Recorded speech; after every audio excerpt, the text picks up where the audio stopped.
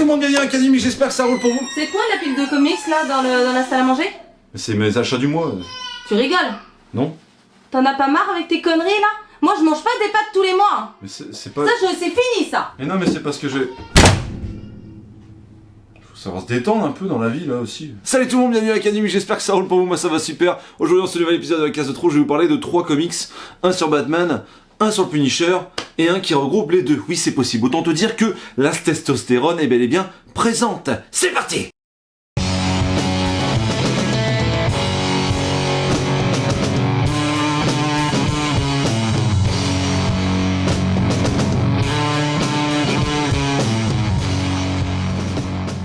Je vous épargne le fait qu'ils font partie de mes 2 personnages préférés. Non. J'aime le Punisher et une bonne partie des runs qui l'entourent. Merci Garcenis. Je trouve cet anti-héros totalement intéressant parce que au-delà du côté gore, badass et spectaculaire, que j'affectionne particulièrement, il n'y a pas de souci là-dessus. Eh bien, il y a l'aspect psychologique de Frank Castle qui définit pour moi réellement le personnage. Cet ancien militaire est bourré de défauts, hein. C'est bien souvent un gros con, mais t'arrives à le comprendre. Il est miné par le deuil, il est parano et a un syndrome post-traumatique important qui lui donne des flashs et l'empêche même de dormir. Et puis doit-on parler du fait qu'il veut tuer tous les criminels, mais que lui aussi en est un. Fais ce que je dis, fais pas ce que je fais. Hein, Frankie? Donc clairement un personnage aussi intéressant, nuancé que celui-ci dans l'univers de Marvel, c'est du pain béni mon pote. Ensuite c'est Batman, mon petit Batou. Pourquoi je le kiffe autant? Bah tout simplement parce que comme bon nombre de lecteurs de comics, il a été mon premier électrochoc, mon premier coup de cœur. Tu sais quand tu finis de lire Batman Amère Victoire pour la première fois de ta vie et que t'as du sang qui coule que ça, eh ben c'est le choc mental, voilà, moi ça me fait pareil. Et bah ouais en fait c'est incroyable, tu te rends compte qu'en fait le comic c'est pas juste un super héros et des dessins, il y a un message derrière. C'est incroyable. Pour moi, Batman, c'est clairement un personnage parfait pour s'identifier. Hein. Qui ne s'est jamais dit un jour, le jour où je deviens riche, hein, en jouant à l'euro million, par exemple, parce qu'il serait peut-être temps de gagner. Eh bien, je me fais une petite Batcave et je vais casser des nez dans la rue. Je vais me faire chier, en fait, en gros. Et puis, il a pas de pouvoir. Il est froid, il est sombre. Et puis, ben, comme le Punisher ou Frank Castle, comme vous voulez. Et ben, il est en deuil, le mec. Et ça le rend totalement humain. Il est friable. Il a un talon d'Achille. Voilà, ses souvenirs. Et ça, c'est fort, mon pote. Mais il y a aussi, et surtout, des artistes incroyables qui ont fait des runs incroyables sur le personnage, des pépites, comme Years One de Frank Miller ou Killing Joke de Alan Moore. Mais on va pas se mentir, je n'ai pas le temps de tout vous énumérer, sinon il y en aurait pour 45 minutes, tout simplement. Notez que j'ai commencé cette chaîne il y a à peu près 2 ans par Batman White Knight, qui est dessiné et scénarisé par Sean Murphy, et à la couleur c'était Matt Hollingworth. Bref, c'était ma première vidéo, je vous souhaite de ne pas aller la voir, tellement elle est pourrie. Et tout de suite on va arrêter les conneries, parce que dès que vous me lancez sur ces 2 personnages là, je peux passer une demi-heure à en parler.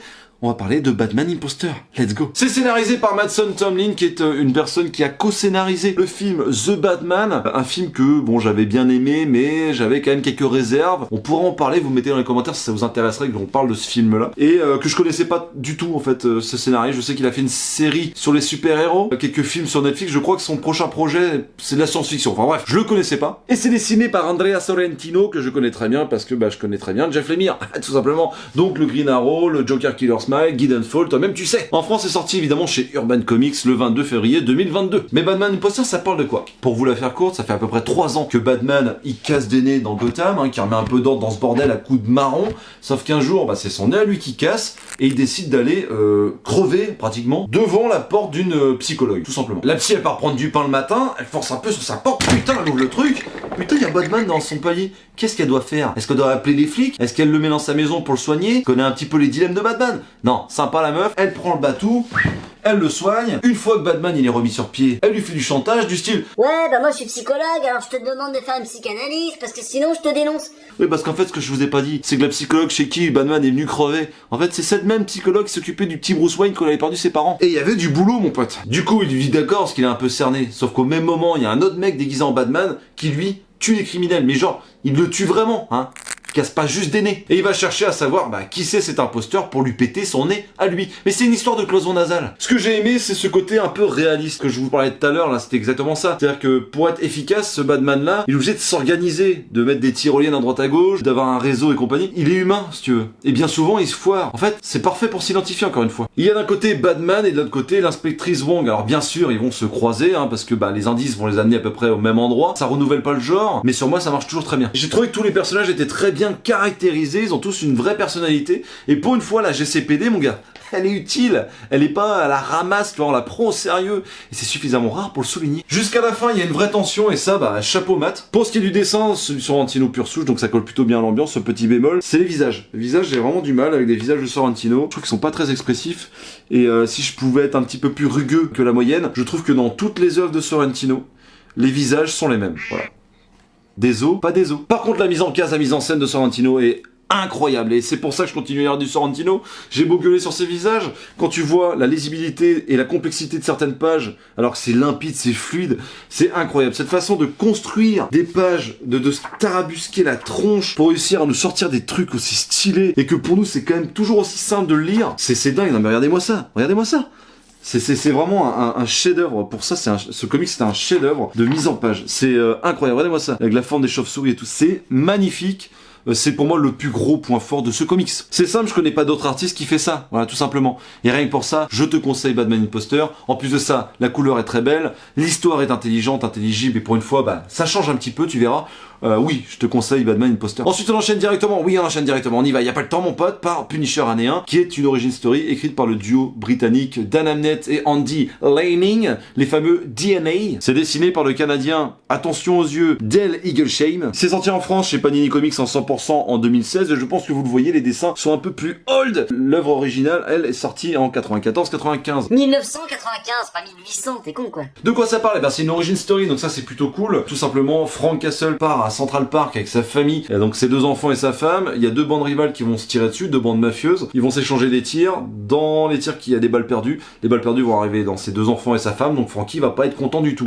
Il va péter un watt, devenir complètement fou, et se calmer un petit peu, et décider de laisser l'affaire à la police. Sauf qu'il se rend bien compte qu'une bonne partie est mouillée, l'autre partie est incompétente, on se fout un petit peu de sa gueule, du coup il en a plein le cul, et il décide de se faire justice lui-même, d'infliger une espèce de punition à ses ennemis. D'où le Punisher. Pas bête ça. Déjà le scénario, bien que simpliste, fonctionne à mort sur moi. Je sais pas pourquoi, toutes les histoires de vengeance, elles fonctionnent à 10 000% sur moi. Une espèce de fantasme, un peu, une espèce d'effet cathartique comme ça qui me donne, mais putain, de la... Je suis trop content quand le mec qui a subi une injustice se venge. Alors je suis pas en train de dire, chacun pense ce qu'il veut, qu'il faut se faire justice soi-même dans la vie, avoir des armes et tout. Non, je suis pas en train de faire l'apologie de ça. Mais dans les histoires, dans les récits, du moins fictifs, ça me matrix. Je sais pas pourquoi, j'adore ça. Je trouve ça tellement excitant en fait. Surtout quand le héros comme Frank Castle a quand même plus ou moins le beau rôle du moins au début. Les textes sont assez concis, simples, mais fichtrement efficaces. Ça tombe jamais trop dans le pathos. Je sais pas comment c'est que ça a été traduit, mais je trouve que c'est bien écrit. Voilà. Je vais vous en lire un petit extrait. Parfois la loi est impuissante pour agir, même quand elle identifie les coupables. Il s'ensuit donc qu'il est parfois nécessaire d'agir en dehors de la loi, de mortifier son insuffisance, d'appliquer une justice naturelle. Ce n'est pas une vengeance, vouloir se venger, ce n'est pas un mobile valable. C'est une réponse passionnelle qui ne vaut pas mieux que l'acte qui l'a provoqué. Alors non, ce n'est pas une vengeance, c'est une punition. La relation entre Frank et McTeer est très intéressante. McTeer, c'est le journaliste qui a découvert le drame à Central Park, donc de la famille de Frank. C'est 2 personnages que tout oppose, mais qui vont quand même travailler ensemble pour faire ce qu'ils ont à faire. Et je trouve que c'est pas un cas isolé dans ce comics. C'est le point fort, je trouve, c'est le point culminant, c'est le drame de Frank. Tout va graviter autour, et c'est vraiment intelligemment amené, quoi. Pour ce qui est du dessin, bon, 94, c'est un peu old, on va pas se mentir. Mais, mine de rien, je trouve que le dessin était jusqu'au boutiste. C'est-à-dire qu'il y a pas mal de détails, il y a des belles mises en scène, la mise en case aussi est très propre, le fil de lecture est assez intelligible, et mine de rien les couleurs ça va, par les cheveux bleus de Frank ça va. Donc oui, c'est clairement un indispensable, que vous connaissiez ou que vous ne connaissiez pas le personnage, vous allez kiffer. C'est-à-dire que les personnes qui connaissent le personnage, qui ont lu quelques runs et qui ont vu la série, vous allez kiffer parce qu'il y a des clins d'œil, des petits détails, et vous allez peut-être vous dire ah ça vient peut-être de là en fait, j'avais pas vu ça comme ça, tu vois. Donc c'est hyper intéressant pour des mecs comme moi, et des mecs qui connaissent pas du tout, qui veulent mettre un pied dans le Punisher. Si les vieux dessins, entre parenthèses, parce qu'il y a quand même vieux et vieux, ne vous dérange pas plus que ça, foncez, vous aurez toute la matière nécessaire pour comprendre comment Frank Castle est devenu le Punisher. Et pour finir, je me suis fait Batman Punisher, qui est sorti chez Semic, c'est une histoire de 94 il me semble aussi, qui coûtait à l'époque 30 francs, c'est le numéro 1. Moi j'ai chopé pour 5 balles sur le bon coin, alors je me suis dit vas-y mon petit pote, faut y aller. Oui, Batman c'est DC et Punisher c'est Marvel. Ça regroupe 2 histoires, avec 2 équipes différentes, et ça parle simplement de mes 2 personnages préférés qui vont se foutre sur la gueule. C'est peu de le dire. Batman et le Punisher, qu'est-ce que ça vaut? On va voir ça tout de suite. La première histoire s'appelle Lake of Fire, et ça parle d'un Batman qui n'est pas Bruce Wayne, qui vénère Saint Dumas, qui est une sorte de divinité, tu vois, et ce gars-là cherche tout simplement des malfrats parce que ils auraient trouvé une façon de foutre le feu à l'eau, voilà, tout simplement. Et du coup, en menant son enquête, il va tomber sur le Punisher, parce que ces deux personnages-là, le Punisher et Batman, cherchent la même personne, Jigsaw. Ce Jigsaw qui a évidemment un plan machiavélique pour se faire un max de pognon. On va pas se mentir, ça n'a que très peu d'intérêt. Hein. Les dessins sont pas bons à mon sens. Le scénario, c'est juste un gros prétexte pour que les deux se foutent sur la gueule. Et vous verriez la gueule du Joker. Bon, je vous en dis pas plus. Heureusement, il y a Deadly Nights, mon gars, qui est quand même largement au-dessus, on va pas se mentir, en termes de scénario, en termes de dessin, surtout en termes de dessin. Parce que bon, le scénario, c'est Chuck Dixon qui scénarise, et Klaus Johnson qui dessine avec John Romita Jr. Et si vous connaissez un petit peu vos histoires dans le comics, John Romita Jr., c'est le fils de John Romita Sr., qui lui-même a créé en partie le Punisher, mon petit lapin. N'est-ce pas, mon petit Miss Junior ?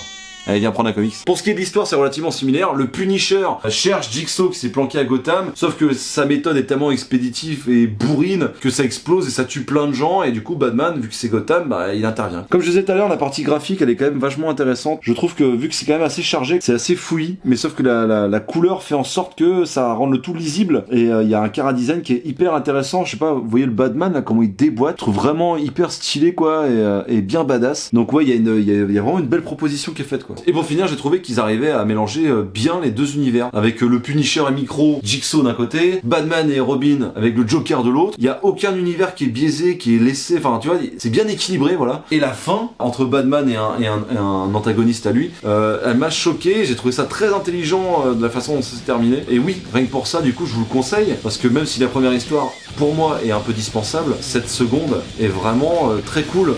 Et si vous trouvez pour 5€ sur le bon coin, faut pas se gêner, ma pioche. C'est maintenant l'heure pour moi de te remercier d'avoir regardé cette vidéo jusqu'au bout. Si t'as kiffé, lâche un like et abonne-toi. Dis-moi dans les commentaires quel genre de duo tu aimerais bien voir, toi. Moi, par exemple, tu vois, demain, tu me proposes un Punisher Rorschach. Je signe où, bordel? Sur ce, je te fais d'énormes bis, prends soin de toi et à très bientôt dans la cave.